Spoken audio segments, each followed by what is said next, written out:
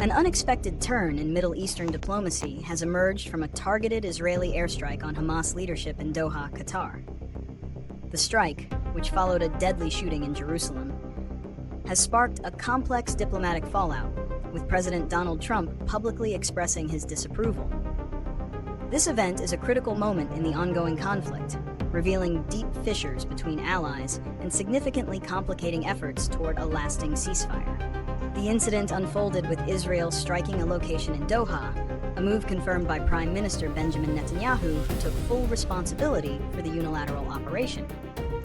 The strike targeted senior Hamas officials, including those involved in ongoing negotiations, though Hamas claims the top leadership survived. This action took place on the sovereign soil of Qatar, a crucial U.S. ally and the primary mediator in the Gaza ceasefire and hostage release talks. In a swift response, President Donald Trump stated he was not thrilled about the situation and that the attack does not advance Israel or America's goals. This condemnation was a notable departure from his typical pro-Israel rhetoric, highlighting the seriousness of the diplomatic repercussions. There are multiple reasons for Trump's reaction, which serves as a mix of diplomatic damage control and calculated political messaging.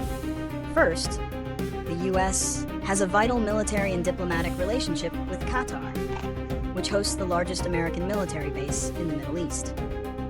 The Israeli strike risked alienating this key partner, potentially jeopardizing U.S. strategic interests in the region. By publicly distancing himself from the attack, Trump is attempting to reassure Qatar of its importance as an ally.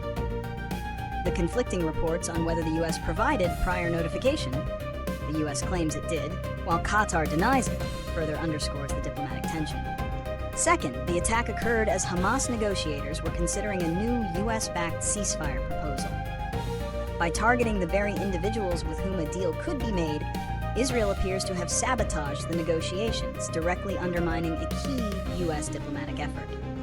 Trump's condemnation, while measured, reflects frustration with Israel's action that he may view as a reckless step that could escalate the conflict.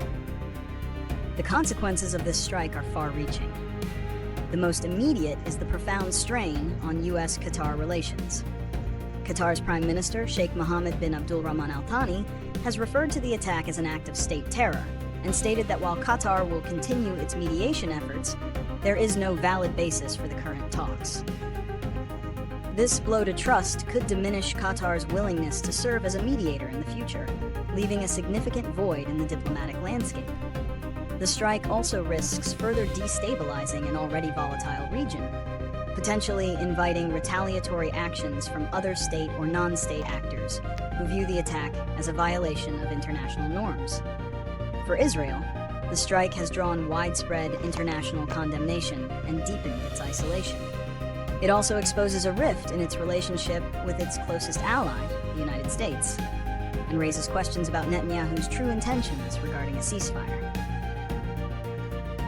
Looking ahead, the diplomatic path forward is precarious.